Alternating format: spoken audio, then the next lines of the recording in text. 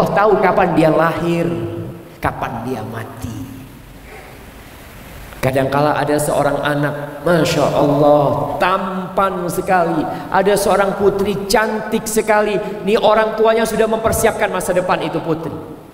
Orang tuanya sudah mulai menabung. Dia beli perhiasan. Nanti Ustadz buat kalau dia besar untuk menikah dia. Umur 10 tahun mati. Karena itu perhiasan bukan rizkinya dia. Selamat datang di channel Kalam Syiar FM. Salli wa sallim wazid wa barik wa an'im ala sayyidina wa maulana Muhammadin wa ala alihi wa ashabihi ajma'in. Amma ba'd. Ini ngapain kameranya diangkat? Kita mau dengerin kajian apa mau? Baik, taruh kameranya, kita kajiannya. Ana sebenarnya agak sedikit sedih masuk masjid ini tadi. Kenapa? Jamnya nggak cocok.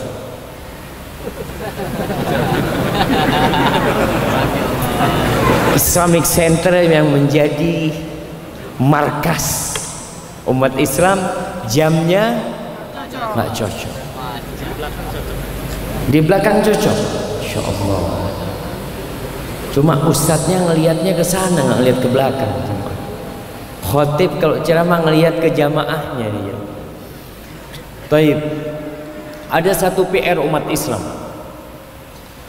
Ana sudah keliling di berbagai kota di Indonesia. Ternyata penyakit itu nggak berbeda. Penyakit itu di sound system. Iya. Kita peduli dengan bangunan yang megah. Kita ingin jamaah merasakan kenyamanan. Tapi ternyata suara yang menjadi sarana dakwah nggak sampai. Kalau antum ke tempat-tempat maksiat, kadangkala suaranya lebih indah, suaranya merdu sekali.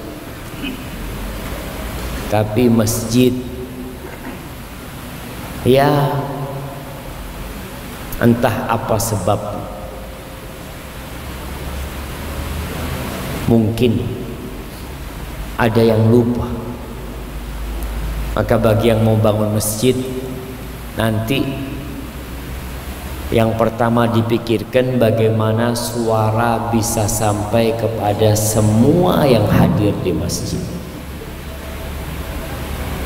Ada yang tiup-tiup mic di belakang kayaknya. Baik. Antum dengar nggak suara? Dengar. Bapak dengar? Insya Allah. Alhamdulillah. Kalau gitu anak izin minum dulu ya, Pak, karena antum dengar suara anak.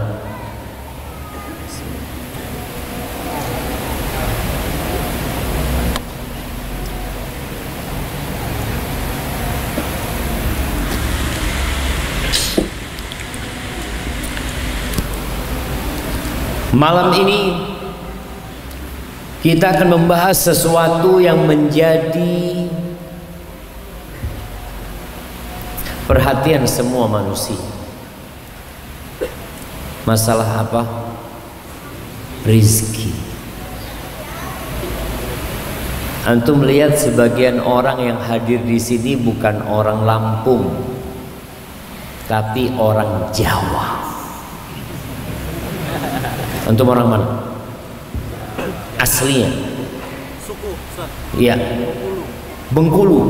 Jauh banget tuh. Ngapain ke sini? Oh, lahir besar di sini. Baik, antum Madura. Ada orang Madura di sini, jemaah. Masya Allah, Masya Allah. Apa yang sebenarnya membuat mereka datang ke tempat ini, meninggalkan tanah kelahiran mereka? Cari rezeki. Ahibati fillah, masih saja kita melihat orang-orang yang kebingungan mencari rezeki. Bingung. Bahkan ada yang mengantarkannya jadi percaya kepada benda-benda gaib. Ana punya paman, dulu pernah cerita sama ana.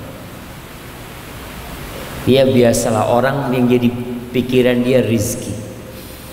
Dia cerita, nih ada fulan, dia itu mengetahui tempat lantakan-lantakan emas peninggalan Nabi Sulaiman, tapi dijaga sama jin. Kemudian sudah ada yang bisa membawa beberapa pecahan lantakan emas itu. Terus ana ngomong sama anak punya paman, terus gimana untuk mendatangkannya? Ya kita harus bayar. Loh, kalau harus bayar untuk mendatangkan emas itu, berarti dukunnya cari apa? Cari rezeki dia, cari duit dari antum. Berarti dia nggak bisa tuh mendatangkan itu emas, tapi kita dibodoh-bodohin jemaah. Masih sering mendengar yang namanya investasi bodong. Kita juga nggak berhenti itu berita adanya manusia-manusia yang menggandakan uang. Antum percaya nggak? Tapi ada yang percaya, sehingga pemerintah itu capek untuk memberikan penyadaran, ya, pengarahan, pencerahan. Masya Allah. Hidup jangan. Nah, karena masih ada yang percaya dengan orang-orang yang bisa menggandakan uang. Terakhir yang menjadi berita nasional di Jawa Timur, Dimas Kanjeng, yang bisa menggandakan uang sampai datang orang dari luar Jawa, datang ke sana bawa duit 200 miliar. Karena ceritanya 1 juta bisa jadi 10 juta. Kalau 200 miliar bisa jadi berapa coba? 2 triliun. Sampai orang kaya pun terpedaya. Urusannya dunia, cari rezeki, cari uang. Masih ada yang percaya dengan ritual-ritual di gunung, di gua, di lautan, yang kalau ditanya tujuannya nyari rezeki. Ada yang menghamba kepada berhala, ada yang cari berkah kepada binatang ternak, sampai kotoran binatang tersebut itu disimpan, ditaruh di dagangannya, dengan keyakinan bisa mendatangkan pelanggan dan pembeli. Ahibati fillah, di mana sih rezeki kita? Kalau memang itu yang menyebabkan anak-anak sekolah SD, SMP, SMA, kuliah keluar negeri untuk cari rezeki.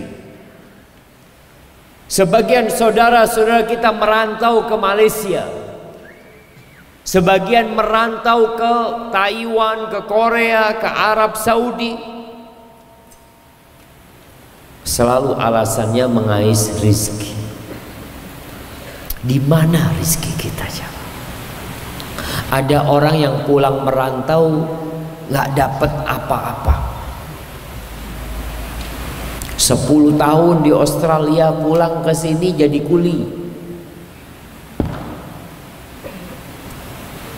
Ana ingin mengajak antum semuanya untuk mendengarkan satu firman Allah Subhanahu wa ta'ala di surat Shad ayat 29. Surat Shad ayat 29, Allah mengatakan, kitabun anzalnahu ilaika mubarak. Ini sebuah kitab yang kami turunkan kepadamu penuh berkah. Kita bahagia jemaah. Akhir-akhir ini kita melihat masyarakat Indonesia mulai peduli dengan menghafal Al-Quranul Karim. Rumah-rumah tahfidz, rumah-rumah Al-Quran, lomba-lomba menghafalkan Quran, sampai kita melihat ada hafidz cilik yang mungkin di masa ana dulu, ana lulus SD, mungkin cuma hafal 5 surat. Sebagian orang tua kita nggak bisa baca Quran.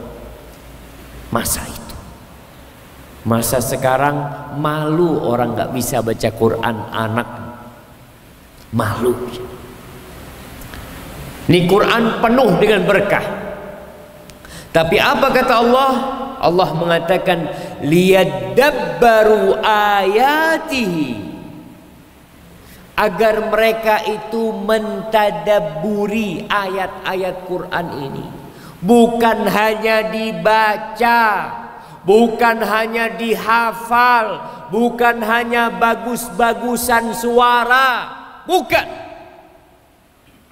Allah katakan liyadabbaru ayatihi, agar mereka mentadabburi. Apa artinya mentadabburi?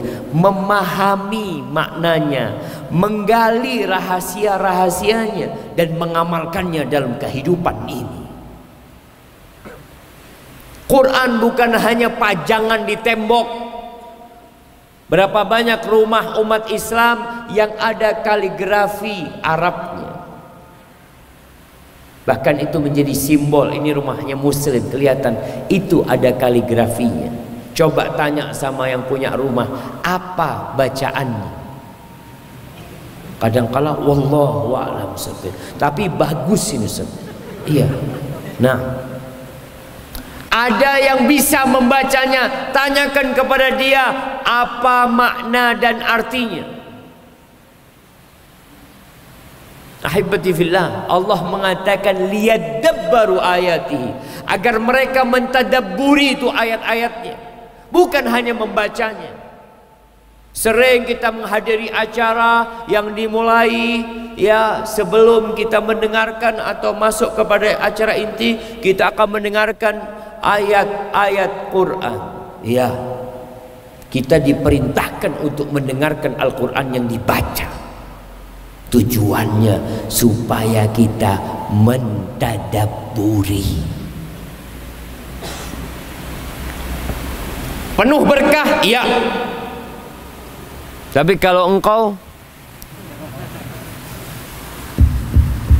Insya Allah. Tapi kalau kita tidak mentadabburinya, gimana kita akan dapat berkah? Wali, Masya Allah. Ada apa ini? Kata Allah, waliyatadzakkar ulul albab, agar orang-orang yang punya akal itu mengingat. Jadi ditadabburi, diingat, diamalkan dalam kehidupan ini. Bagaimana dengan rizki? Kita sering baca ayat-ayat rizki dalam Al-Quranul Karim, tapi hati kita tidak hadir di sana. Sebagian kita ketika masuk bulan Ramadan, dia hatam 3 kali, dia hatam 10 kali, Masya Allah. Tapi dia tidak mentadabburinya. Seharusnya orang yang baca Quran 1 ayat bertambah keimanannya, 2 ayat tambah lagi keimanannya. Gimana kalau 1000 ayat yang dia baca? Gimana kalau 2000 ayat yang dia baca? Tapi kadangkala kita melihat orang-orang yang hafal Al-Quran tidak tampak pada dirinya tanda-tanda keimanan tersebut. Kenapa? Karena dia hanya membaca hurufnya saja. Di surat Az-Zariyat. Nah, ini yang ana ingin mengajak antum untuk mentadabburinya. Surat Az-Zariyat dari awal sampai ayat 22. Kenapa perlu ditadabburi? Sejatinya Quran dari awal sampai akhir kita tadabburi. Tapi ada sebuah kisah yang disebutkan oleh Ibnu Qudamah Al-Maqdisi dalam kitabnya At-Tawwabin, bahwasanya ada seorang ahli bahasa, orang yang dekat sama raja pada waktu itu, Harun Ar-Rasyid, yang bernama Al-Asma'i, Abdurrahman Al-Asma'i. Dia habis keluar dari Masjid Jami di kota Basrah. Dia keluar jalan kaki, tahu-tahu bertemu dengan orang Arab Badui sedang naik ontanya. Berpapasan dengan Asma'i, tanya, "Assalamualaikum." "Waalaikumsalam," kata dia. "Mimmanil qaum?" "Dari mana engkau?" Dia ceritakan, "Aku dari kabilah Bani Asma." "Engkau datang dari mana?" "Aku baru datang dari tempat yutla fihi kalamur rahman." Dia baru datang dari masjid. Dia ceritakan, "Aku baru datang dari tempat yang di sana dibacakan ayat-ayat Ar-Rahman. Kalamur Rahman, firman Allah Azza wa Jalla."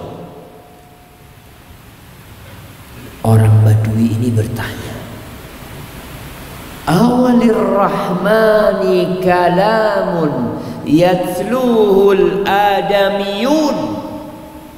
Apakah Allah memiliki firman, ucapan yang dibaca oleh manusia?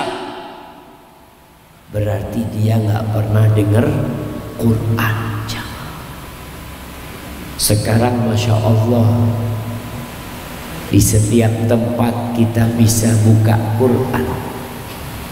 Di handphone kita bisa baca Quran 24 jam. Naik mobil bisa, naik motor, Masya Allah kita bisa dengerin tuh Quran. Di masa itu banyak daerah-daerah terpencil di padang pasir. Mereka Muslim, bapaknya Islam, tapi ilmu kadang-kadang nggak sampai ke sana. Kecuali kalau mereka berangkat ke kota. Sekarang pun di Indonesia masih ada daerah-daerah pedalaman yang mungkin Islam belum sampai kepada mereka. Nih, akhirnya Asma'i mengatakan, "Na'am, iya. Iqra alaihi, bisa kau bacakan kepadaku." Dia lagi naik onta, "Turun kau kalau mau dengarkan Quran." Akhirnya dia turun dari onta. Dibacakan oleh Asma'i ini surat Az-Zariyat dari awal. A'udzubillahi minasyaitonir rajim. Bismillahirrahmanirrahim. Wadz-dzariyati dzarwa. Terus al-hamidati biqra sampai kepada ayat 20. Ayat 20 mengatakan, "Wa fil ardi ayatul lil muqinin." Dan di bumi ini ada tanda-tanda kebesaran Allah. Ada ciptaan-ciptaan Allah yang maha dahsyat, yang merupakan tanda kebesaran Allah, tanda keesaan Allah buat orang-orang yang yakin. Kita melihat ada gunung-gunung. Kita melihat bagaimana tumbuh-tumbuhan itu tumbuh. Siapa yang menumbuhkannya? Kita lihat manusia Sebagian membakar hutan. Untuk apa? Untuk menanam. Baik, bakar hutan untuk menanam. Ketika engkau menanam, siapa yang menumbuhkan tanaman itu? Allah. Yang engkau bakar, siapa yang menumbuhkan tanamannya? Allah Azza wa Jalla. Wallahi jamaah, kita tahu bahwasanya bumi ini ciptaan Allah Azza wa Jalla. Lalu Allah katakan, wa fi anfusikum afala tubsirun. Dan di diri kalian, di tangan kita yang bisa bergerak. Di tubuh kita ada darah yang mengalir. Kedua mata kita. Kenapa di sini letaknya? Kok tidak seperti ayam di sebelah kanan dan kiri, tapi di depan? Kenapa hidung ini ada di sini? Kenapa telinga di sini tidak ada di sini? Kira-kira kalau ada manusia yang lahir telinganya di atas, kalau hujan gimana coba? Subhanallah. Kenapa nih bulu alis gak seperti bulu rambut?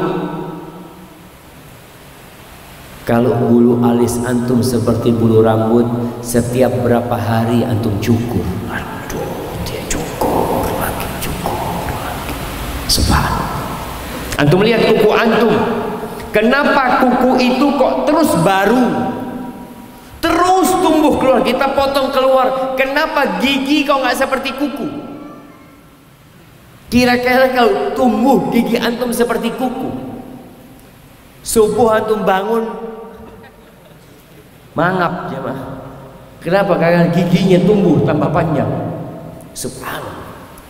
Allah katakan, wa fi anfusikum afala tubsirun. Kalian lihat pada diri kalian sendiri. Ada orang-orang yang tidak percaya kepada Allah Azza wa Jalla, masih mencari rizki kepada benda-benda, menghambakan diri kepada berhala, kepada pepohonan. Lalu Allah katakan, wa fis sama rizqukum wa ma tu'adun. Dan di langit itu rizki kalian. Di mana rizki kita? Di atas sana. Di sana Allah Azza wa Jalla yang mengatur rizki, yang menentukan fulan akan jadi orang kaya, fulan akan mati di rumah sakit. Antum pernah melihat orang sakit parah di rumah sakit, tahu-tahu sehat, sehat juga.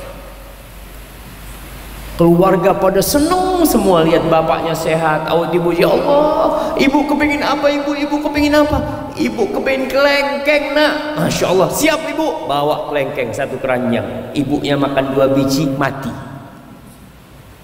Memang ada 2 kelengkeng dalam catatan rizkinya yang belum dia makan. Belum dia makan. Harus sampai itu rizki. Antum gak bakal mati sampai rizki antum selesai semuanya. Maka Allah katakan, wa fis sama, rizki kalian tuh di langit. Allah yang mengatur semuanya. Allah yang menurunkan hujan. Antum bisa lihat, Sumatera ini mungkin akan hilang jemaah ketika tidak turun hujan 10 tahun. Antum bisa bayangin, kalau di Sumatera tidak turun hujan 10 tahun, masihkah ada orang yang tinggal di Sumatera? Hutan-hutan terus terbakar, terbakar, terbakar sampai habis. Allah yang menurunkan air. Allah tuh yang mematikan kebakaran-kebakaran hutan. Ada teman-teman yang kerja di kebakaran hutan, dia cerita, di Jambi dia cerita. Ustaz, sebenarnya usaha manusia mematikan kebakaran hutan itu hanya 1%. 99% nunggu hujan turun. Itu yang kita tunggu. Kalau nggak turun, habis. Ahibati fillah, nih orang Badui ketika mendengar Asma'i membacakan wa fis samai rizqukum wa ma tu'adun, dia katakan ini betul Allah yang mengatakan. Iya, kata dia. Asma'i mengatakan, orang Badui ini ngomong, tolong pegangkan ontaku. Ontanya berdiri, langsung disembelih ontanya. Ontanya disembelih, bismillah. Onta itu dipotong dalam kondisi berdiri. Sembelih, nggak dikulitin sama dia, nunggu ngulitin lama. Sama dia dipotongin dalam kulitnya. Dipotongin kulitnya, dia ngomong tolong bagikan, kan ada orang yang lewat datang dibagiin semua itu. Kemudian dia pergi, meninggalkan Asma. Sambil dia membaca wa fis samai rizqukum wa ma tu'adun, dia baca. Kata Asma'i, ajib, kata dia, ana bertahun-tahun baca ayat ini tapi tidak tersentuh seperti dia tersentuh. Itu yang harus kita sadari. Pernah ada seorang punya toko di pasar. Kadangkala pasar ini kebakaran. Antum dengar berita pasar kebakaran. Ada yang mengatakan dibakar, ada yang memang kebakaran sendiri, wallahu a'lam. Ada satu orang dikasih tahu, Mas, kamu punya toko kebakaran. Ditanya, kebakarannya sampai ke langit enggak? Oh ya enggak lah, katanya. Alhamdulillah, karena rizkiku di sana, bukan di sini. Yang terbakar bukan rizkiku. Antum punya mobil hilang bukan rizki antum. Antum punya motor hilang bukan rizki antum. Rizki nggak bakal hilang. Suaranya jadi hilang ya. Di langit itu ada rizki kalian dan apa yang dijanjikan kepada kalian. Allah yang mengatur rizki, jemaah, bukan manusia, bukan pejabat negara. Kadangkala antum dipecat dari tempat kerja antum, antum berpikir, ana harus kemana? Ana punya anak, ana punya istri. Ya Allah, tenang, tenang. Rezeki antum ada di sana. Oh iya, selesai jemaah. Ahibati fillah, semua dijamin rezekinya. Tapi kenapa masih ada yang susah tidur memikirkan rezeki? Karena antum nggak yakin. Itu penyakit. Kita kadangkala lebih yakin dengan yang di kantong kita. Kita lebih yakin dengan tabungan kita. Antum nabung, masya Allah, dengan harapan antum menikah. Kemarin ada seorang yang cerita, jamaah, masya Allah, dia persiapan nikah. Kemudian dia sudah bawa tuh uang, jamaah, orang kaya ini jamaah. Taruh di mobilnya, ternyata itu uang sama mobilnya dibawa kabur sama supirnya. Orang yang paling dia percaya bawa kabur uang dia dan mobil. Supaya antum tahu rezeki antum bukan di sana. Yang hilang berarti bukan rezeki antum. Di surat Hud ayat 6 Allah mengatakan, wa ma min dabbatin fil ardi illa 'ala Allahi rizquha. Tidak ada satupun yang melata di muka bumi ini, yang berjalan di muka bumi ini, illa 'ala Allahi rizquha, melainkan rizkinya ditanggung sama Allah Azza wa Jalla. Antum lihat sapi punya rezeki enggak dia jawab? Sapi itu enggak pernah sekolah. Pernah antum lihat sapi masuk SD gitu, saya mau sekolah soalnya kenapa? Nanti saya kan mau nikah, nanti punya anak, gimana nyari rezekinya? Gak ada. Antum pernah lihat anak ayam berangkat sekolah? Lihat, kok nggak sekolah, nanti gimana kalau besar cari makannya? Semua punya rezeki. Semua ditanggung sama Allah Azza wa Jalla. Kadangkala rezekinya lewat antum. Sebagian manusia, ya Allah jemaah, dia beli burung, taruh di kurungan. Seharusnya burung itu cari makan di mana? Terbang dia cari makan sendiri. Gara-gara antum yang kuliah sampai S3 kasih makan burung. Tiap pagi kasih makan burung. Kata burung, suruh siapa naruh anak di kurungan?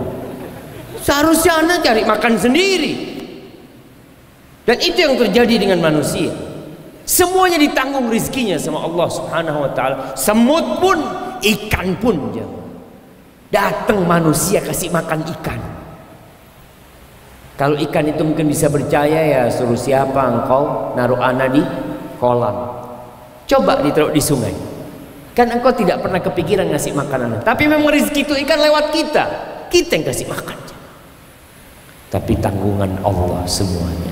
Wa ya'lamu mustaqarraha wa mustauda'aha kullun fi kitabim mubin. Allah tuh tahu kemana dia akan pergi nantinya.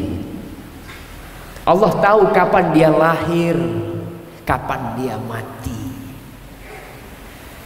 Kadangkala ada seorang anak, Masya Allah, tampan sekali. Ada seorang putri cantik sekali. Nih orang tuanya sudah mempersiapkan masa depan itu putri. Orang tuanya sudah mulai menabung. Dia beli perhiasan. Nanti Ustadz buat kalau dia besar untuk menikah dia. Umur 10 tahun mati. Karena itu perhiasan bukan rizkinya dia. Kullun fi kitabim mubin. Semuanya itu udah berada dalam catatan Allah di Lauhul Mahfuz. Nyata semuanya, jemaah. Ahibati fillah, sebelum kita hadir di muka bumi ini, tatkala kita berada di perut ibunda kita, umur 120 hari, Allah kirim malaikat fayanfukhu fihi ar-ruh. Kemudian malaikat ini meniupkan ruh. Ditiupkan. Umur berapa? Umur berapa? 40 hari kali 3. Ya 120 hari jemaah. Betul. Antum kalau ustadznya salah, salahkan jemaah. Umur 120 hari. Kemudian wa yu'mar bi arba' kalimat. Lalu malaikat ini disuruh untuk mencatat 4 keputusan dia. Bikatbi rizkihi, untuk nulis rizkinya. Subhanallah jemaah. Ada orang yang secara pendidikan jangan ditanya, lebih dari yang lainnya. Mungkin dia sampai doktor. Ada satunya nggak bisa baca, nggak bisa nulis. Kalau antum berpikir rizkinya lebih banyak yang mana aja? Oh yang doktor lah Ustaz. Masa ini nggak bisa baca, nggak bisa nulis? Iya, yang dokter kerja sama dia. Ini bosnya. Bosnya nggak bisa baca, nggak bisa nulis. Mungkin terjadi, mungkin jemaah. Karena rizki itu dicatat nggak ikut ilmu antum.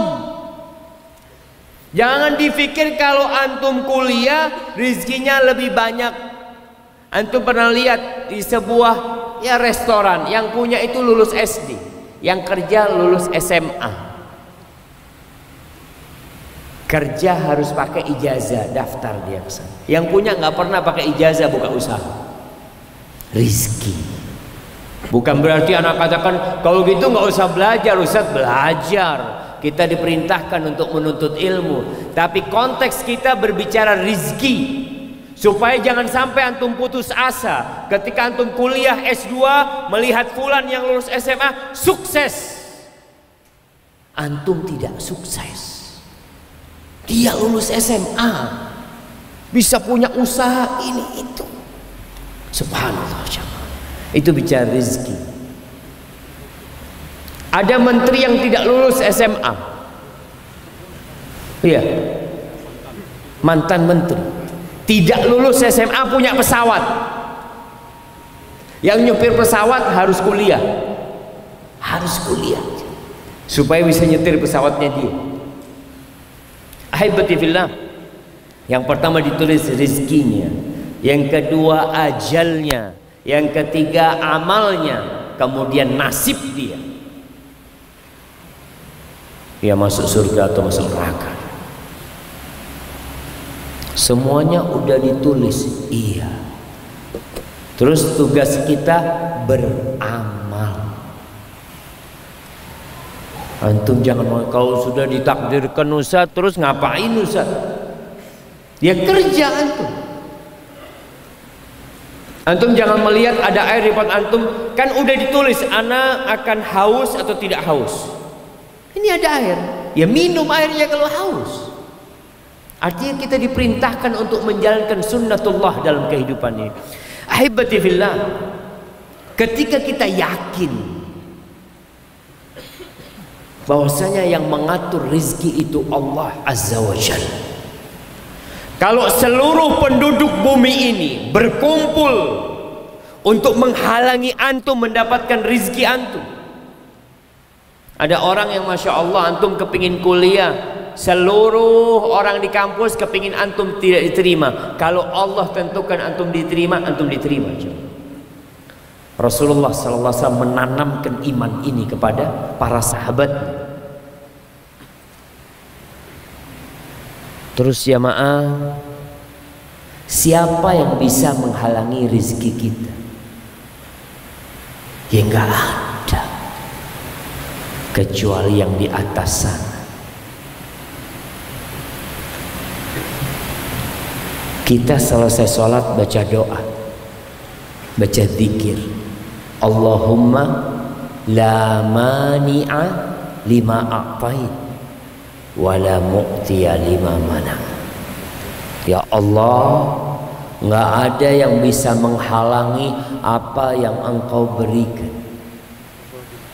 dan tidak ada yang bisa memberikan apa yang Engkau halangi. Seperti itu ketentuannya. Di surah An-Nahl ayat 75, kembali ana mengajak antum untuk mentadabburi ayat-ayat Allah Azza wa Jalla, khususnya berkaitan dengan rizki.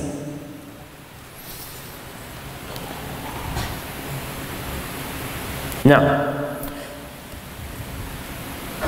di surah An-Nahl ayat 75 Allah memberikan contoh. Karena kita melihat di muka bumi ini jamaah, yang percaya sama Allah bahwasanya Allah itu esa berapa orang? Penduduk bumi berapa sekarang? Mana kasih hadiah yang tahu? Nah, 7 miliar lebih. Antum udah ngitung. Terus tahu dari mana? Berita dari mana? Akurat apa enggak? Wallahu a'lam. Anak kasih hadiah itu, masya Allah. Anak juga wallahu a'lam isinya apa nggak tahu. Kira-kira 7 miliar lebih ya. Jumlah yang percaya bahwa la ilaha illallah Muhammad Rasulullah sallallahu alaihi wasallam berapa? 1,6. 1,6. Sisanya ada yang percaya Tuhan itu 3. Ada yang percaya Tuhan itu nggak terhitung. Macam-macam sudah kepercayaan mereka kepada Allah Azza wa Jalla, dan Allah tetap memberikan rizki kepada mereka. Mereka tetap hidup. Di surah An-Nahl ayat 75 Allah memberikan, Masya Allah, Masih jam 1:10. Kenapa sudah azan jemaah? Baik, kita sholat dulu jemaah. Setelah sholat kita lanjutkan. Ana minta sholat ba'diyahnya setelah kajian atau di rumah. Assalamualaikum warahmatullahi wabarakatuh. Alhamdulillah, wassalatu wassalamu ala rasulillah, amma ba'd. Sampai mana tadi kita? Nak kasih hadiah An-Nahl ayat, Masya Allah, kasih hadiah saja. Masya Allah, mulai benar ngajinya ini jangan.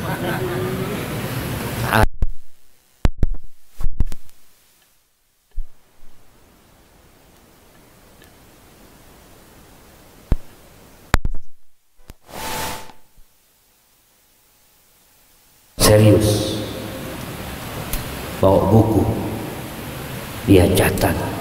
Itu Ustaz buat yang hafalannya lemah Ustaz. Kitanya nggak bukunya Ustaz. Masya Allah Ustaz. Ya Alhamdulillah, mudah-mudahan seperti itu. Jangan suudzon saudara. Di surat An-Nahl ayat 75 Allah mengatakan daraballahu mathalan abdan mamlukan la yaqdiru ala syai'. Allah memberikan percontohan tentang kondisi manusia-manusia di muka bumi ini yang masih menghambakan dirinya kepada selain Allah, yang masih menuhankan selain Allah, menyekutukan Allah dengan makhluk. Permisalnya seperti seorang budak.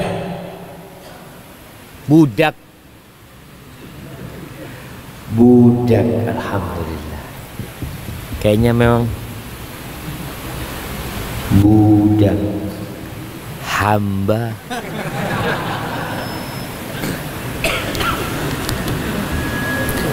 Budak, Insya Allah. Apa jemaah? Budak, hamba sahaya, hamba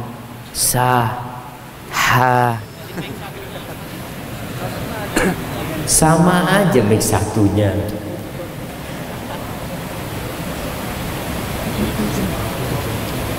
Apa jemaah? Budak, hamba sahaya yang dimiliki. Sekarang alhamdulillah perbudakan itu sudah, mungkin pegang atas gini ya.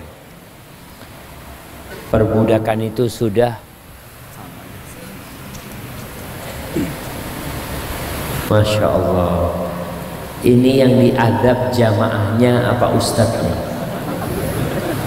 Sama aja.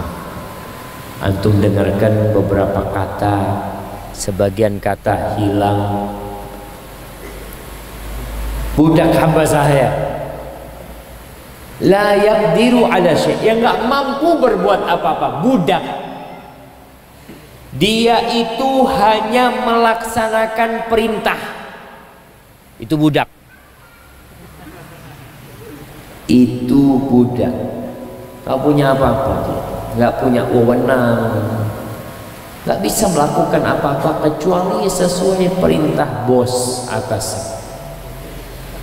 Wa man razaqnahu minna rizqan hasan. Ini permisalannya budak hamba sahaya yang nggak mampu berbuat apa-apa dengan seorang yang kami berikan rizki dari kami yang baik. Fahuwa yunfiqu minhu sirran wa jahra. Nih orang ini berinfak, membelanjakan hartanya terang-terangan, sembunyi.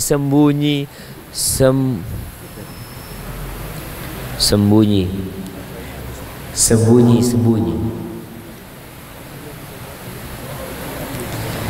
Ya Allah, Allah marhamna ya Allah.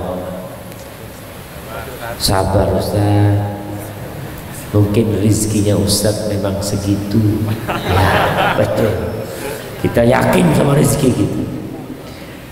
Taib, nih budak nggak bisa berbuat apa-apa dengan seorang yang dikasih rizki, dikasih wewenang, dia belanjakan hartanya semau dia, siang malam suka-suka dia, dalam kondisi sendirian, dalam kondisi terang-terangan dia menginfakkan hartanya. Hal yastawun, sama enggak? Sama enggak jemaah? Enggak sama tentunya. Tapi kenapa masih banyak manusia yang meminta kepada budak, memohon kepada hamba sahaya yang enggak mampu berbuat apa? Siapa sih hamba sahaya? Ana antum,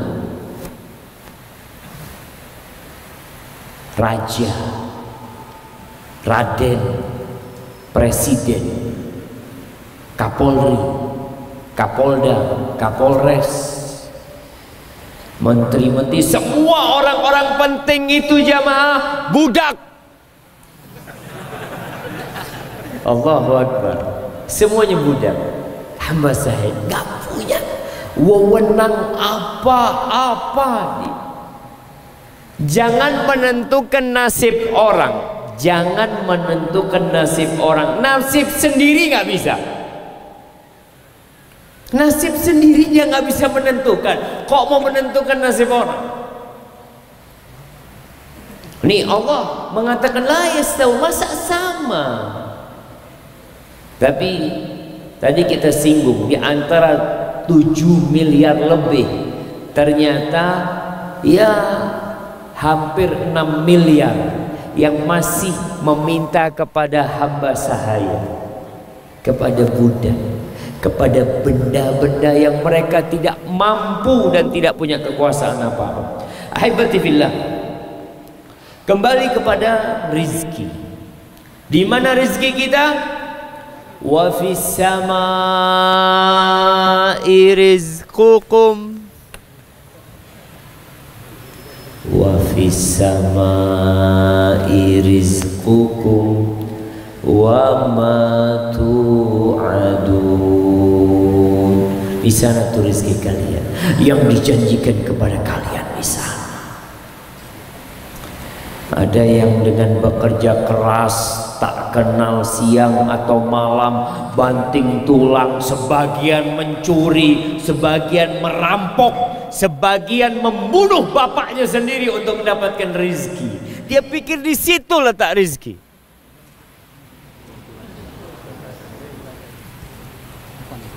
Masih kuning baterainya. Kayaknya sinyalnya. Jamaah, antum masih dengarkan saya?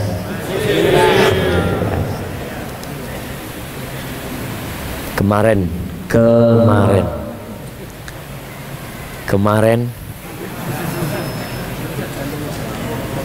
nah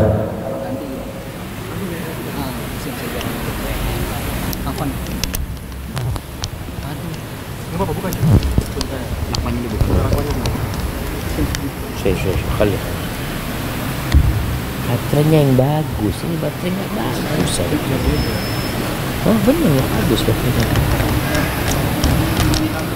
Ya baterainya kayak gini mah.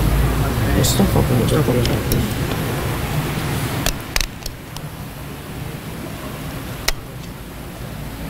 Ngiritan baterainya. Ma'dur ya. Insyaallah ma'dur.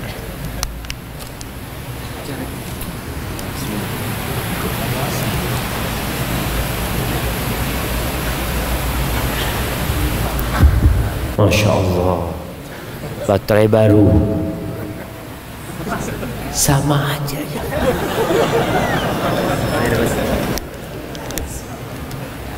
Allahu Akbar. Kemarin di kota Jember. Ana subhanallah, Allah takdirkan berangkat ke Polres Jember. Lagi rilis sebuah kasus pembunuhan. Ada seorang istri bersama anaknya membunuh suaminya. Anak bunuh anak, masya Allah, datang di jamaah. Anak bunuh bapaknya, istri bunuh suaminya. Kenapa anak? Kenapa? Masya Allah jamaah. Kenapa anak membunuh bapaknya? Kayaknya berhenti di sini kajian kita jamaah. Nah, mungkin anak harus kayak gini. Di mana anunya? Apa namanya? Alatnya itu, wirelessnya itu. Itu ada antenanya. Kalau bisa ditarik ya. Iya, antenanya bisa ditarik karena kayaknya masalahnya masalah sinyal aja. Baik. Anak ini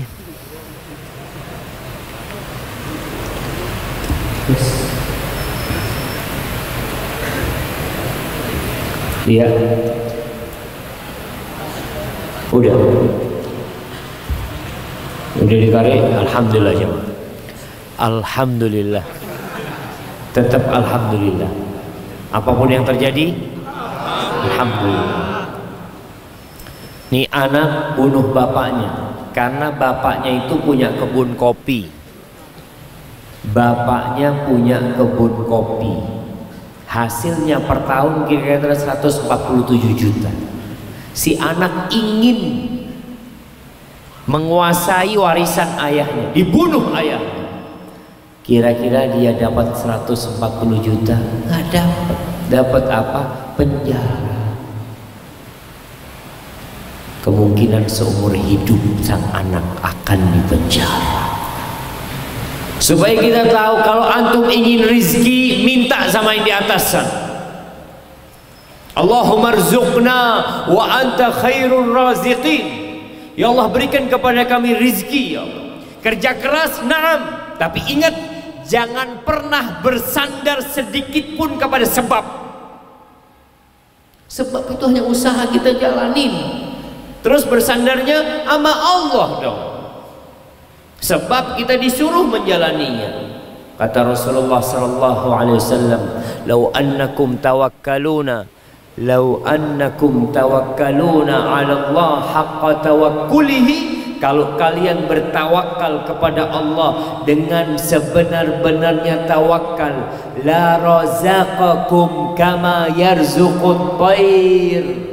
Allah akan kasih rezeki sama kalian seperti Allah memberikan rezeki kepada burung.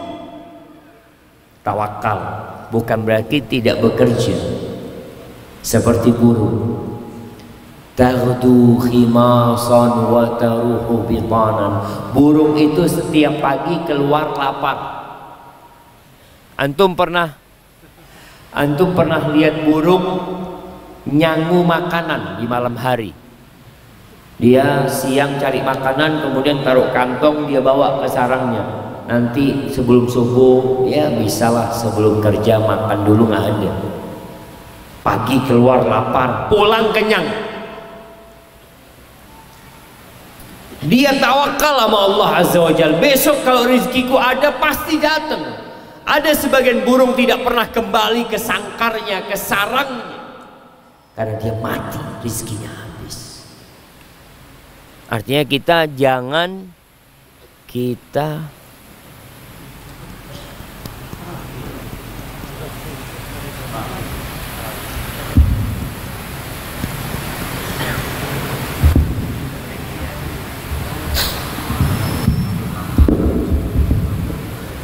Naam. Masya Allah.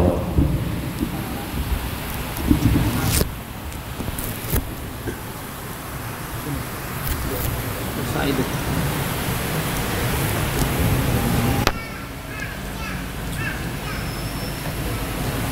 Abdul Ma'dur.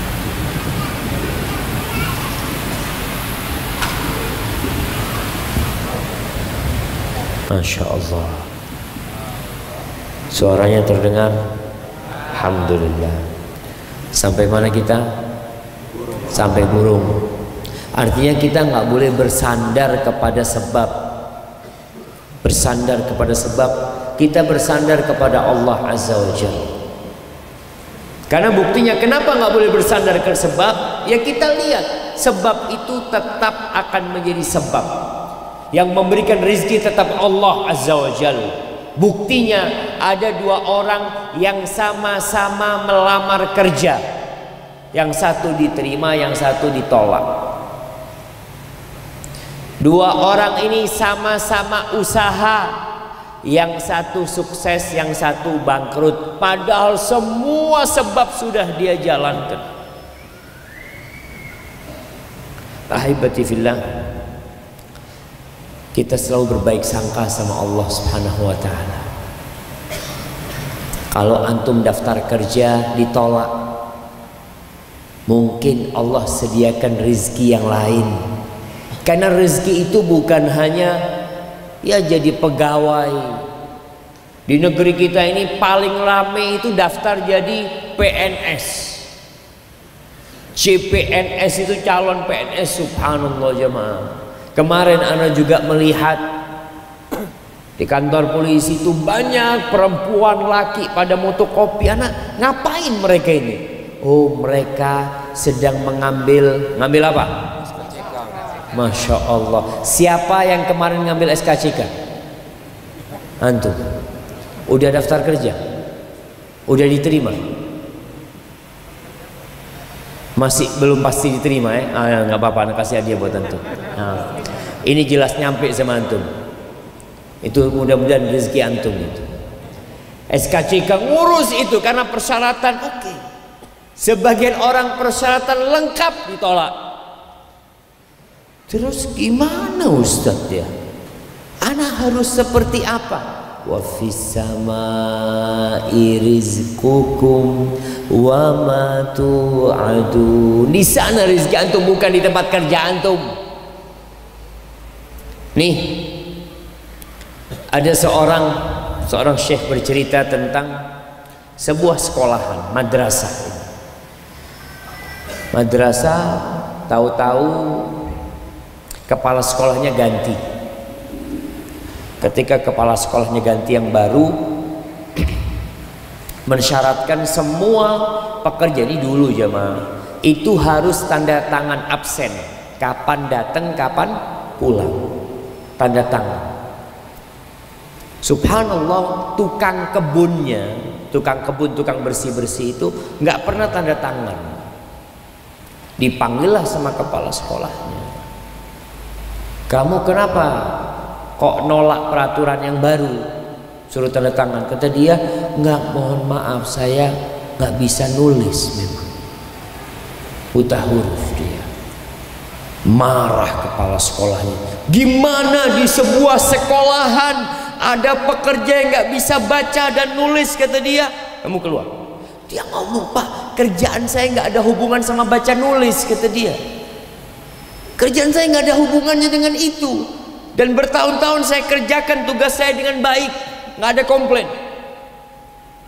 Bisa jadi kalau bisa baca nulis, baca WA, baca apa, nggak kerja dia aja. Ya antum lihat, dengan nggak bisa baca, nggak bisa nulis, dia kerja terus ya. Tapi tetap kepala sekolahnya nggak mungkin di sekolahan seperti ini yang ngajarkan ilmu ada pekerja yang nggak baca, bisa nulis. Sudah, kamu dipecat. Ya Allah, dia merengek, gimana saya ini kan udah bertahun-tahun kerja di sini, punya istri, punya anak. Katanya nggak mungkin, kata dia, sekolah ada pegawai, kata engkau sudah pecat sudah. Subhanallah, keluar dia di sekolah itu nangis ya. Orang ini sampailah ke sebuah restoran makanan apa ya, akalat sya'biyah, makanan desa aja. makanan khas sebuah kota tersebut. Dia mengadu kepada pemilik restoran, dan restoran ini terkenal, restoran paling enak lah untuk makanan itu. Dia mengadu, kesianlah si pemilik restoran. Udah, kamu kerja di sini, nggak punya ilmu apa-apa dia. Udah dikerjain, diajarin ya cara masak ini itu sampai pinter. Pinter masak, bukan pinter baca, pinter nulis ya mah. Tetap nggak bisa baca, nggak bisa nulis dia. Dia pinter masak sudah. Sampai akhirnya bosnya meninggal dunia. Ketika bosnya meninggal dunia, ternyata anak-anaknya itu nggak ada yang mau melanjutkan pekerjaan bapaknya. Anaknya itu udah punya usaha lain, jamaah. Ya sudah, tutup. Ketika tutup, dia buka usaha itu, jamaah. Rame dia buka, karena dia punya ilmunya. Sampai dia punya uang banyak, ya sudah, urusannya kalau uang banyak urusannya sama bank. Mau nyimpen duitnya di sana dia. Ke sana urusan. Ini cerita banyak terjadi di masyarakat. Versinya berbeda-beda tapi berulang terus supaya antum yakin sama rezeki dari Allah SWT. Akhirnya dia ketika sudah ke bank menaruh uang, ditanyain, silahkan tanda tangan di sini, kata dia anak nggak bisa tanda tangan, kata dia. Kamu nggak bisa tanda tangan? Ya, saya nggak bisa baca, nggak bisa nulis. Ya Allah, kata dia, kamu sukses kaya raya nggak bisa baca, nggak bisa nulis. Gimana kalau kamu bisa baca dan nulis? Jadi tukang kebun. Kalau anda bisa baca bisa nulis, jadi tukang kebun dulu. Dulu dia dikeluarkan karena nggak bisa baca, nggak bisa nulis. Di sini seorang muslim harus husnudzon sama Allah.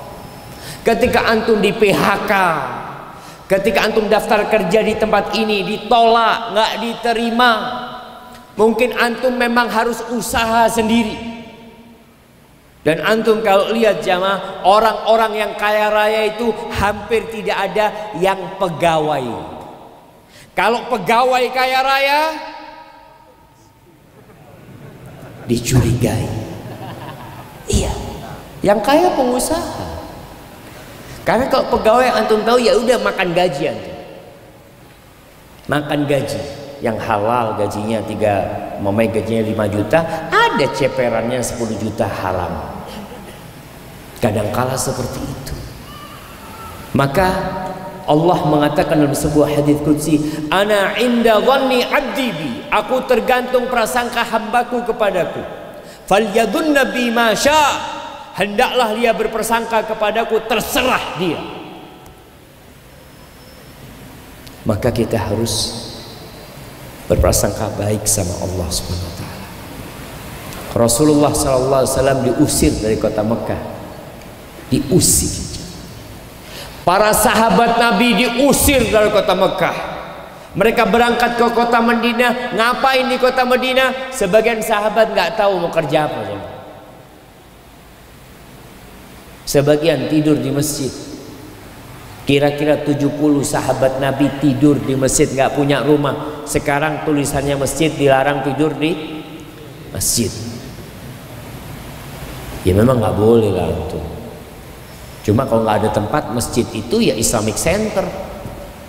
Sahabat-sahabat yang nggak punya rumah itu tidurnya di mana? Di masjid. Tawanan-tawanan perang itu diikat di mana? Di masjid. Itu Islamic Center.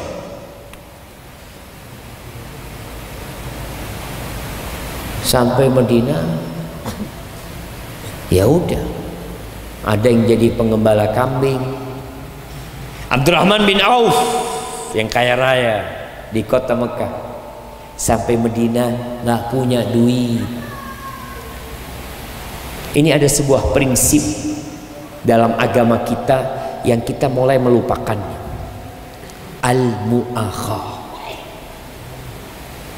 Rasulullah SAW itu secara umum umat Islam itu bersaudara, tapi ternyata beliau masih menjadikan persaudaraan khusus. Nih sahabat yang hijrah dari Mekah ke Madinah dicarikan saudara di Madinah. Kamu saudara fulan, bawa fulan ke rumahmu. Kamu saudara fulan, bawa fulan ke rumahmu. Sampai dulu saudara ini saling mewarisi. sebelum turunnya ayat tentang warisan. Abdurrahman bin Auf dibawa oleh Sa'ad bin Rabi. Sa'ad bin Rabi, tuan tanah yang punya kebun banyak sekali di kota Madinah. Dibawa ke rumahnya, kata Sa'ad bin Rabi, Abdurrahman, engkau saudaraku sekali. Engkau tahu aku termasuk orang paling kaya di kota Madinah ini. Separuh hartaku buat engkau. Antum kalau ditawarin kayak gitu gimana? Allah jazakallah khair. Antum teman yang baik, jazakallah khair. Syukran insyaallah. Kata Sa'ad bin Rabi, aku punya 2 istri. Lihat mana yang lebih engkau sukai, aku ceraikan salah satunya. Engkau tunggu masa iddahnya, engkau nikah. Adakah persaudaraan seperti ini di masa sekarang, jemaah? Allahu Akbar. Istrinya orang kalau bisa diambil sekarang, jemaah. Na'udzubillah min dzalik. Hartanya orang dia ambil, bukan dikasih. Na'udzubillah. Apa kata Abdurrahman bin Auf? Dia terima pemberiannya. Lah, dia mengatakan barakallahu laka fi malika wa ahlik. Semoga Allah memberkati hartamu dan keluargamu. Dulluni ala suq, tunjukkan di mana ada pasar. Aku mau kerja. Aku nggak mau minta-minta. Aku yakin rezekiku di sana. Hanya perlu usaha dari kita. Tapi ingat, jangan pernah bersandar kepada usaha. Usaha itu hanya sebab. Doa kita minta selalu sama Allah Subhanahu wa taala, dan tawakal. Kita lebih percaya dengan yang ada di tangan Allah daripada yang ada di tangan kita. Maka ketika itu hidup antum akan penuh dengan kebahagiaan. Kemudian sebagai penutup, rizki itu bukan hanya harta. Kecerdasan itu rizki. Nah, mana mau kasih hadiah buat yang dekat sama lo. Antum belum dapat hadiah. Nah, antum mau nggak dapat duit 10 miliar,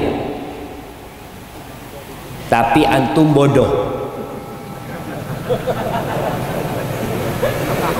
Antum dapat 10 miliar tapi bodoh. Mau nggak? Mau? Nah, anak kasih. Mudah-mudahan nggak bodoh antum. Al-Asma'i tadi, yang nggak Asma'i, pernah tanya kepada seseorang, engkau mau nggak dapat 100 ribu dirham? Ya kira-kira senilai 10 miliar, tapi engkau bodoh, kata. Enggak mau, kata dia. Kenapa? Aku takut kalau aku punya 100 ribu dirham bodoh, nanti dibodohin, diambil duitku. Iya, kata dia. Enggak, aku tetap mau pinter, kata dia. Karena orang-orang yang ketipu itu orang bodoh, orang pinter. Orang bodoh sama. Makanya jangan mau antum bodoh. Gimana? Bodoh itu bukan nggak bisa baca, nggak bisa nulis. Orang nggak bisa baca, nggak bisa menulis belum tentu bodoh. Antum pikir orang pinter yang bisa baca dan nulis? Rasulullah sallallahu alaihi wasallam ummi, beliau nggak baca, nggak bisa nulis. Dan banyak orang-orang tua kita, pahlawan-pahlawan negara ini, yang mereka berjuang tuh nggak bodoh, jemaah. Jadi pinter itu bukan berarti bisa baca, bisa nulis. Bodoh itu bukan berarti nggak bisa seperti itu. Nggak apa-apa lah, antum sudah dapat hadiah itu. Antum milih bodoh, milih pinter gitu kan. Terus hadiahnya mau dibalik. Tapi ala kulli hal, jemaah, kepinteran itu rizki. Alhamdulillah. Kesehatan itu rizki. Ibadah itu juga rizki dari Allah. Maka hendaklah kita senantiasa berdoa meminta kepada Allah agar kita dibantu untuk mensyukuri rizki yang Allah berikan kepada kita. Waktu kosong, pengangguran, rizki enggak? Rizki alhamdulillah Ustaz. Anak kalau nggak nganggur nggak bisa hatam Quran Ustaz. Ketika antum lihat kata Rasul sallallahu alaihi wasallam, "Man sibuk." Yang sekarang masih daftar kerja, banyak waktu kosong. Itu rizki. Kalau engkau bisa memanfaatkan rizki itu, masya Allah. Sebagian orang ketika belum kerja, alhamdulillah Ustaz, ana sholat duha, ana sholat malam, ana kalau subuh itu sholat berjamaah masjid, nggak meninggalkan tempat sholat sampai matahari terbit. Setelah punya kerja, hilang semua itu. Hilang. Maka tolong antum memandang semuanya sebagai rizki Allah, syukurin dan baca doa Allahumma a'inni ala dzikrika wa syukrika wa husni ibadatik. Barakallahu fikum. Baik, kita masuk ke sesi tanya jawab. Naam, fadhal. Masya Allah.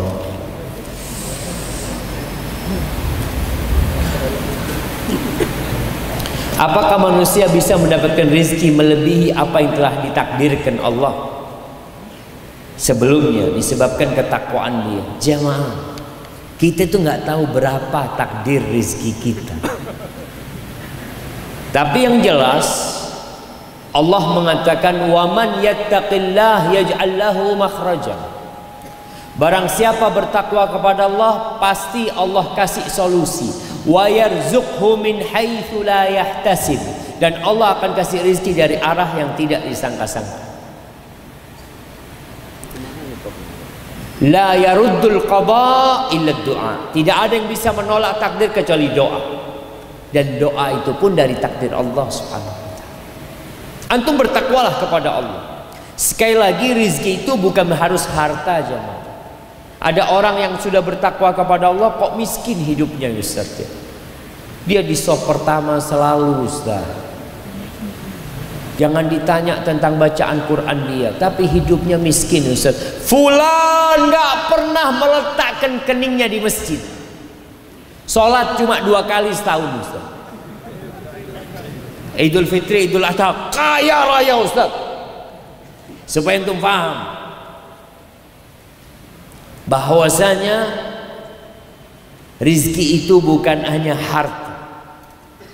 Dan harta itu pun belum tentu rizki dia. Bisa jadi harta itu azab. Kok bisa Ustaz? Allah mengatakan fala tu'jibka amwaluhum wala auladuhum. Kamu jangan takjub dengan harta mereka. Jangan heran sama anak-anak mereka yang sukses. Innama yuridullahu liyu'adzibahum biha fil hayatid dunya wa tazhaqa anfusuhum wa hum kafirun. Allah itu ingin mengadab mereka dengan harta mereka di dunia, dengan anak-anak mereka di dunia. Ternyata harta itu bisa jadi adab. Antum bisa jadi dengan gak punya harta nikmat hidup. Pernah ada seorang suami ini kurang perhatian sama istrinya. Istrinya sampai cemburu, mengatakan, suamiku kok gak lihat tetangganya miskin.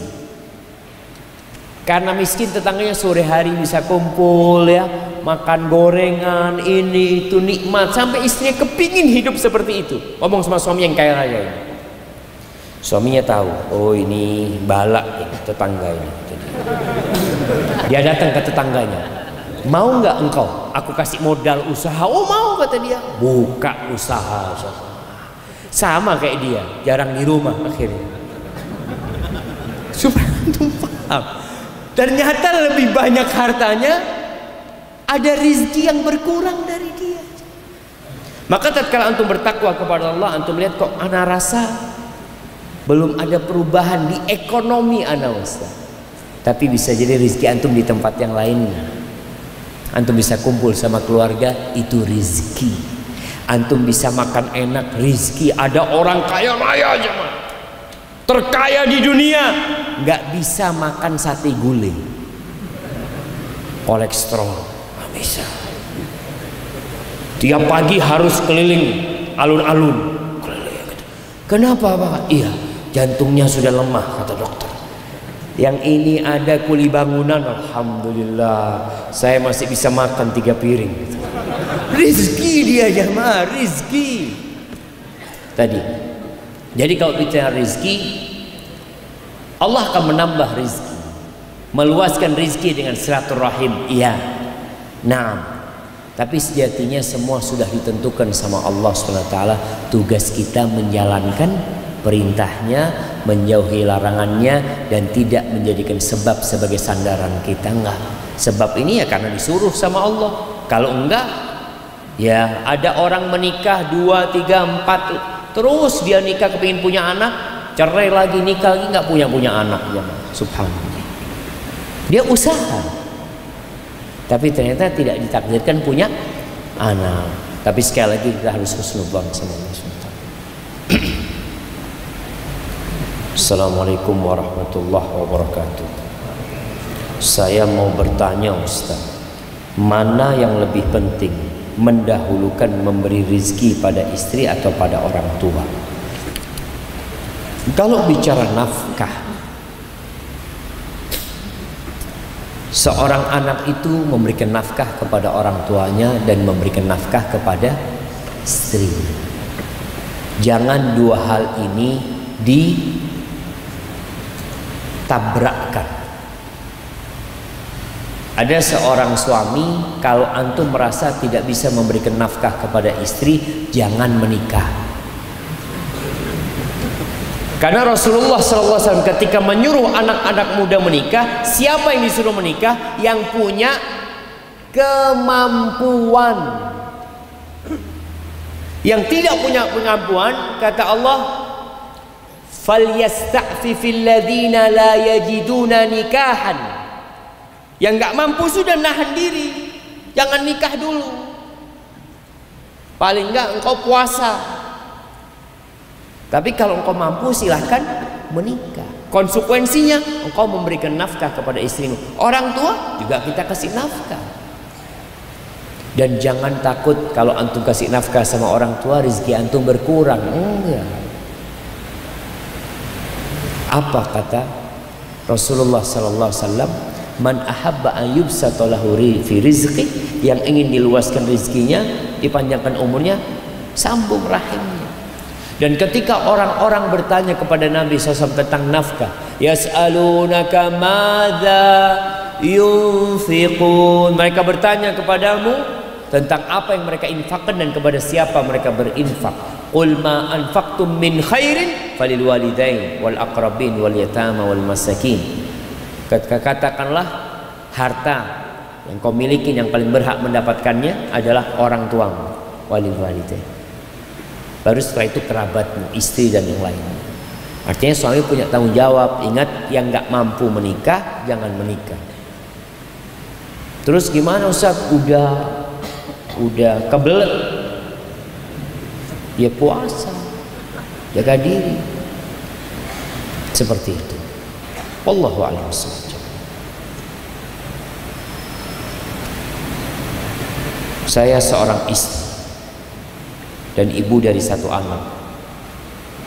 Saya ingin bertanya, apa yang harus saya lakukan? Di satu sisi suami saya ingin saya berhenti bekerja sebagai honorer, sementara kedua orang tua saya dan mertua saya tidak menyetujui saya berhenti kerja. Di dalam hati saya ingin ikut kata suami, tapi ada rasa takut karena orang tua saya akan marah besar, bahkan tidak menganggap saya. Terima kasih Ustaz. Jamaah rahimakumullah, buat para orang tua, hendaklah kita menjadi orang yang bijak. Orang bijak adalah orang yang bisa meletakkan sesuatu pada tempatnya. Tugas orang tua membesarkan anak-anak itu. Dan dia tahu ketika dia membesarkan anak perempuan, merawat, mendidiknya, kemudian anak itu bekerja, tinggal satu tugas dia yang belum selesai, yaitu menikahkan putri. Ketika dia menikahkan putrinya, dia tahu konsekuensi dari apa yang dia lakukan. Surga dan neraka putrinya akan berada di tangan suaminya. Sehingga perempuan itu harus taat dan patuh kepada suaminya, bukan kepada bapak ibunya lagi. Ustaz, tapi anak kan yang membesarkan tuh anak. ana yang menyekolahkan, ana yang merawat. Masa setelah besar nih suaminya mau ngatur dia? Iya, aturannya seperti itu. Kalau tidak seperti itu, terjadi dualisme kepemimpinan. Itu perempuan hidup sengsara seperti sekarang. Dia mau taat sama suami, bapaknya akan tidak menganggap dia sebagai anak. Taat sama bapaknya, suaminya akan marah. Ini termasuk kezaliman kepada para wanita. Makanya orang tua ketika membesarkan putrinya, menikahkan putrinya, selesai tugas dia. Insya Allah tuh perempuan jadi tameng yang menghalangi orang tuanya dari api neraka. Bukan kau dapat uang, bukan. Engkau kehilangan uang banyak membesarkan tuh perempuan, tapi akan dapat fadilah, diselamatkan dari api neraka. Maka tugas seorang perempuan taat dan patuh sama suaminya, selama perintah suami tidak bertentangan dengan perintah Allah. Tapi masalahnya ada orang tua yang nggak paham sama agama. Kalau anak laki beda, anak perempuan seperti itu. Jadi nasihat anak kepada anti, taatin suaminya. Anti tulis surat sama orang tua, tulis surat sama orang tua. Dan kalau bicara wanita, jamaah, Islam ini agama yang menghormati wanita. Makanya bentuk kezaliman ketika wanita itu harus bekerja cari harta, sedangkan dia di satu sisi harus hamil, dia harus menyusuin dan tetap harus cari duit. Tugas mencari nafkah tugas siapa? Suami. Ini baru namanya menghormati wanita. Tapi kalau pagi sama-sama keluar kerja, pulang kerja sama, apakah istri berhenti bekerja di rumah? Enggak, dia masih ngurusin anaknya, melayani makanan suaminya, malam hari melayani suaminya lagi, pagi harus cari duit lagi. Maka tolong hargain para wanita. Barakallahu fikum.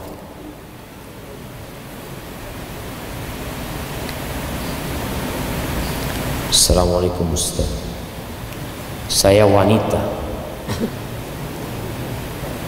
sebentar lagi bukaan CPNS.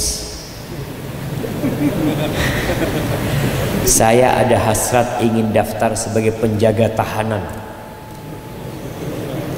karena saya lulusan SMA. Tapi keseharian saya memakai syar'i dan bercadar.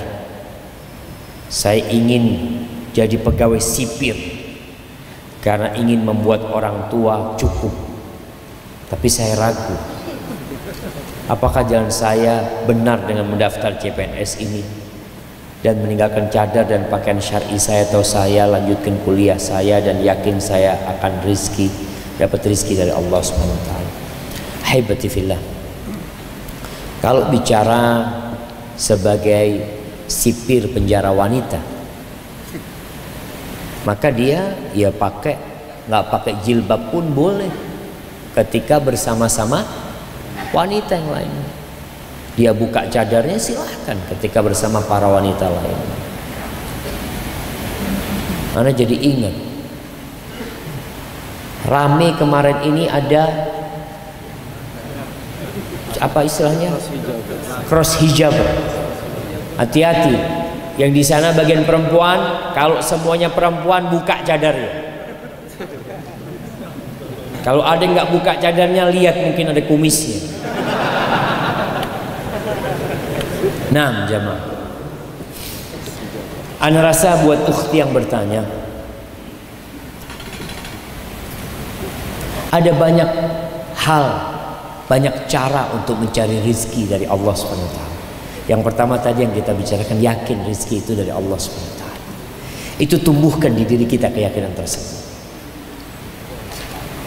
Usaha, ya silahkan usaha. Mungkin ada usaha yang lebih cocok buat dirimu, tidak menjadi sipir umpamanya. CPNS ini saingannya berapa banyak? Berapa? Puluhan juta. Astagfirullah. Betul. Yang diterima 400.000 jam. Anak terakhir baca itu mungkin berapa? Iya. Anti carilah usaha perempuan, anti berusaha jadi wanita yang baik, yang soleha, berdoa semoga datang seorang laki-laki yang soleh melamar anti, kemudian dia perhatian sama orang tua anti. Masya Allah. Sambil buka usaha di rumahnya, alhamdulillah ada banyak usaha yang bisa dikerjakan di rumah. Assalamualaikum Ustaz. Afwan, ana ingin bertanya, apa hukumnya meninggalkan pekerjaan pada jam kerja hanya untuk keperluan pribadi ataupun untuk menuntut ilmu tanpa izin atasan? Akan tetapi posisi tersebut sedang tidak ada kerjaan. Syukran, jazakallahu khairan. Waalaikumsalam warahmatullahi wabarakatuh. Jamaah, Allah mengatakan innallaha ya'murukum an tu'addul amanat ila ahliha. Allah memerintahkan kepada kalian agar menyampaikan amanah kepada pemilik. Kalau antum digaji untuk duduk di tempat kerja tersebut, maka antum duduk di tempat itu. Jangan tinggalkan. Lagi tidak ada kerjaan, tinggal lihat antum kontraknya itu apa sih. Kalau memang antum ingin memanfaatkan waktu untuk belajar, untuk keperluan pribadi, silahkan menghadap ke atasan. Sampaikan kepada atasan, izin umum. Pak, kalau kayaknya ada kerjaan, boleh nggak saya? Ya mau sholat duha, mau datang kajian ya. Tapi ketika ada kerjaan saya selalu ada di tempat. Kalau atasan mengatakan oke, silahkan. Kalau enggak, jangan. Muslim itu amanah, tidak berkhianat walaupun dalam urusan pekerjaan. Apa hukumnya sedekah sedangkan mempunyai hutang yang banyak? Sedekah nggak apa-apa ya. Artinya bicara utang, dia lunasin utang dan dia sedekah. Kecuali seperti ini uang. Kalau ana sedekahkan, ana nggak bisa bayar utang, ya berarti bayar utang. Tapi kalau nggak, utang ana belum jatuh temponya, Ustaz. Belum jatuh temponya. Dan dia juga yang ana sedekahkan tidak banyak. Ana masih bekerja untuk melunasi hutang-hutang ana. Kemudian antum usahakan punya aset yang bisa untuk melunasi hutang antum. Kalau antum mati ninggalkan hutangnya mah, walaupun banyak sedekah antum susah masuk surga. Kecuali hutang itu antum lunasi. Orang yang mati syahid di medan perang, mati kemudian hidup kembali. Ini cerita Nabi SAW. Kalau orang mati syahid dihidupkan kembali, dia berjuang kembali, kemudian dia mati kembali, dibangkitkan kembali, berjuang lagi sampai 3 kali, dan dia mati, kemudian punya utang, nggak akan masuk surga. Jangan diremehkan urusan utang. Makanya tinggalkan kredit-kredit gitu. Tinggalkan. Antum hidup sesuai kebutuhan dan kemampuan, bukan gaya hidup. Ada orang beli handphone, bisa dia punya handphone harga 300.000 tapi malu. Akhirnya beli handphone harga 17 juta. Kredit. Motor 1,5 juta dapat motor nggak di sini jam? Dapat. Berapa? 500.000 datang ke sini jam. Nggak boleh jualan di masjid ya.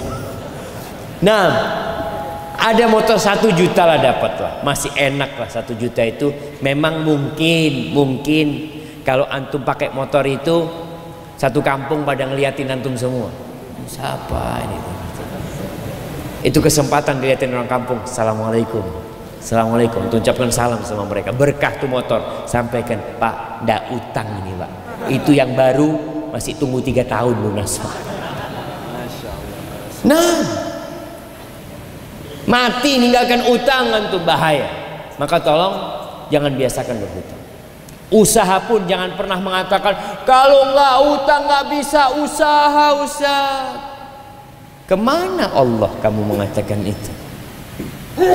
Kalau kemudian mengatakan kalau nggak utang nggak bisa usaha. Apa semua orang yang usaha itu utang? Tidak. Makanya husnudzon sama Allah SWT. Ustaz, tolong ingatkan ikhwan kita di sini sibuk mengambil foto antum, takut disalahgunakan. Ya, mau dibuat apa fotonya jemaah? Apa banyak tikus di rumah antum? Ana taruh Ustaz. Soalnya kalau lihat antum tikus langsung keluar Ustaz. Alhamdulillah.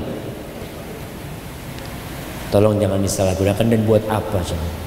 Antum ambil ilmunya, manfaat. Kalau yang baik diamalkan, yang buruk tinggalkan.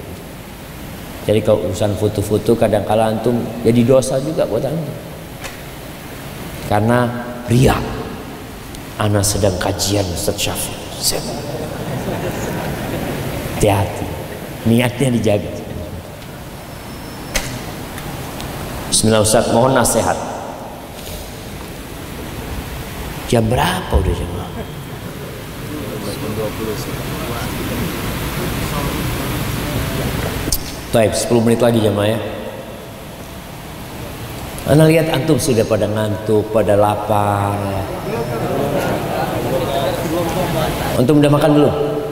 Belum kan? Iya. Nggak dikasih, panitia nggak ngasih apa-apa.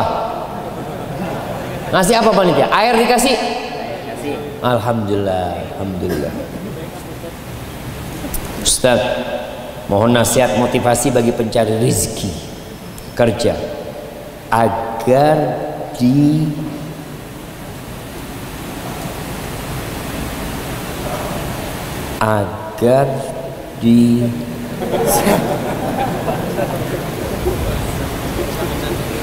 apa ya? Agar diberikan kemudahan untuk terhindar dari godaan pekerjaan yang haram. Nah, motivasi bagi pencari rezeki agar diberikan kemudahan untuk terhindar dari godaan pekerjaan yang haram dan syubhat. Ahibati fillah, suatu hari Rasulullah Sallallahu Alaihi Wasallam itu bersama para sahabatnya melewatin seorang pemuda yang gagah perkasa, sedang bekerja. Gagah badannya, kalau jangan ditanya, semangat kerjanya dia. Lalu sebagian sahabat mengatakan, laukana hadza fi sabilillah. Ada kata tubuh yang sehat ini, yang gagah, semangat kerja ini di jalan Allah, perang gitu jemaah. Tentunya kan pahalanya akan banyak sekali. Sayang kalau badan besar kayak gini hanya untuk cari duit.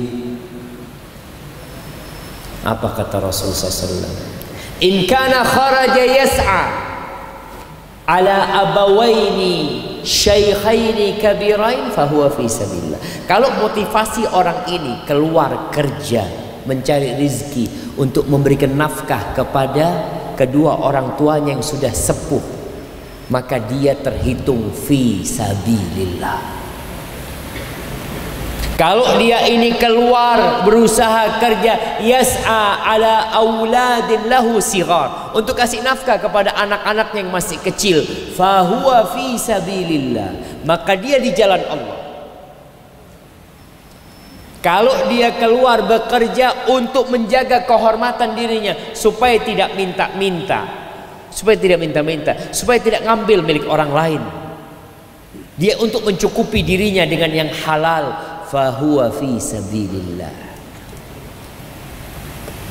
Wa in kana kharaja yas'a riya'an wa mufakharatan, kalau dia bekerja motivasinya riya, untuk pamer, untuk berbangga-banggaan dengan harta yang dia miliki. Aku punya motor, aku punya mobil, aku punya ini dan itu. Untuk itu dia kerja. Fahuwa fi sabili syaitan, dia itu di jalannya setan. Pertanyaan ini mengatakan minta nasihat supaya nggak makan haram. Niatnya dibenerin. Kalau antum niatnya mau ngasih orang tua, masa antum mau kasih orang tua yang haram? Kalau antum niatnya mau kasih anak-anak antum, masa antum mau kasih yang haram? Tapi kalau niatnya berbangga-banggaan, antum akan makan tuh haram. Karena niat antum kerja udah nggak bener. Maka tolong benerin niatnya. Kerja nggak, ana mau kasih nafkah buat keluarga ana. Sehingga antum berpikir jangan sampai ada yang haram dimakan anak-anak anak. Anak nyekolahkan anak-anak ke pesantren, anak kasih makan yang haram, musyma'gul, nggak masuk akal orang akan melakukan itu. Maka perbaiki niatnya bekerja. Paling tidak niat supaya tidak minta-minta.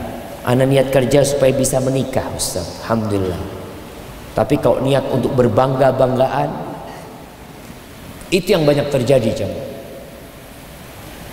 Maka perbaiki niat kita, semoga Allah memudahkan. Saya sedang terlilit hutang riba dan non riba, Ustaz, yang cukup banyak. Amalan apa Ustaz supaya hutang saya lunas dan bebas dari hutang?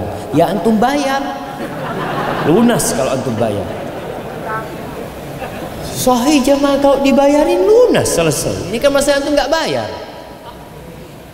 Kalau bicara amalan apa, yang pertama tobat, mohon ampun sama Allah Subhanahu wa taala. Karena antum sudah melakukan dosa ketika hutang antum riba. Kalau hutangnya nggak riba, ya lihat, ada orang yang hutang karena untuk gaya hidup, bukan untuk biaya hidup tapi untuk gaya hidup. Yang pertama istighfar, mohon ampun sama Allah. Yang kedua berusaha untuk melunasi. Niat apa yang dimiliki jual. Kalau bisa bukti antum niat bayar itu, antum puasa Senin Kemis. Uang yang biasa anak makan siang itu Zat, anak tabung untuk melunasi. Kalau bisa antum puasa Daud, supaya Allah tahu dan orang tahu antum niat melunasi. Sehari makan, sehari tidak antum, yang tidak itu untuk melunasi hutang antum. Kalau antum punya aset, jual aset antum. Itu sebagai bentuk kesungguhan antum membayar. Kemudian baca doa. Banyak doa-doa yang diajarkan Nabi SAW agar kita terhindar dari hutang atau bisa melunasi hutang. Di antaranya doanya Ali bin Abi Thalib. Siapa yang tahu doanya Ali? Masya Allah. Antum belum dapat hadiah. Nah, apa doanya?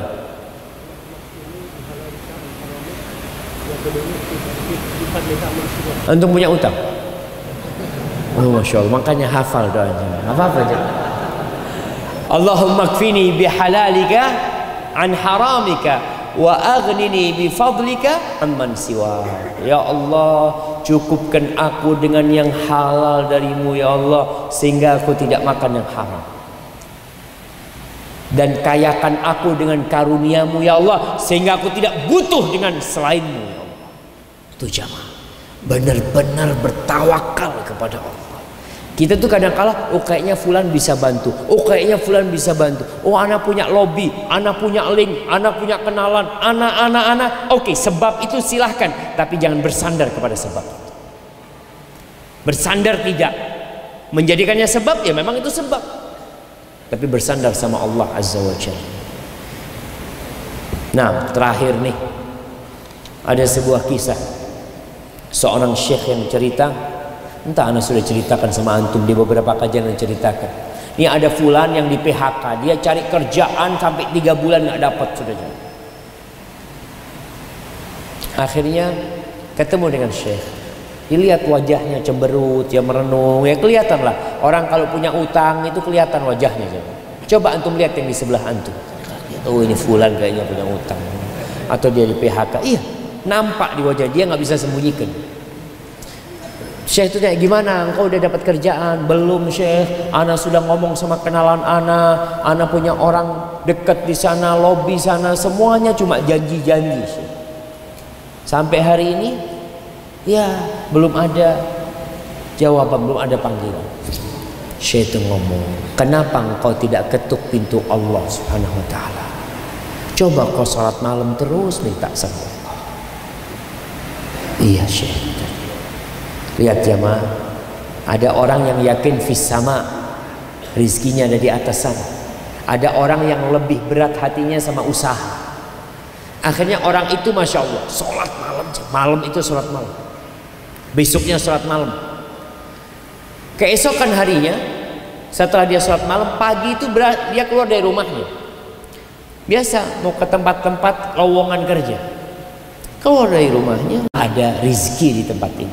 Masuk dia ke sana, ke resepsionis, tanya, apa ada lowongan kerja di sini? Oh, kata dia, ada, kata dia. Coba ketemu sama atasan. Subhanallah. Disambut dengan baik, naik ke atas, ketemu sama atasan yang di sana, ngobrol, kau bisa apa ini itu. Lalu bosnya mengatakan, di sini ada 2 lowongan kerja, kamu mau pilih yang mana? Dia nggak kebayang, jamaah. Tempat yang dekat sama rumahnya, tempat yang selama ini tidak pernah dalam bayangan dia ada kerjaan di sana, jamaah. Ada rezeki dia nggak ada, karena dia nggak punya kenalan satu orang pun di tempat itu. Orang kan berpikir kalau antum nggak punya kenalan nggak mungkin diterima, harus sogok sekarang, harus ini itu. Ini pandangan yang salah. Dia dikasih pilihan, masya Allah. Setelah 3 hari ketemu sama Syekh, Syekh melihat, ya Allah, wajahmu kok beda sekarang. Iya Syekh, ana dapat kerjaan Syekh. Oh gimana ceritanya, katanya. Cerita dia. Di situ kita harus yakin bahwasanya yang menentukan rezeki itu yang di atas sana. Ya usaha tetap kita usaha, tapi hati tetap bergantung sama yang ada di atas sana. Wa fis sama'i rizqukum wa ma tu'adun. Itu yang bisa saya sampaikan. Ini pertanyaan mungkin bisa dibaca di tempat yang lainnya insyaallah jamaah kalau masih sempat. Apabila yang saya sampaikan benar itu dari Allah Jalla Jalaluh, kalau ada yang salah dan kurang berkenan itu dari diri anak pribadi. Allah dan Rasulnya terbebaskan dari kesalahan itu. Subhanakallahumma bihamdika asyhadu an la ilaha illa anta astaghfiruka wa atubu ilaik. Assalamualaikum warahmatullahi wabarakatuh.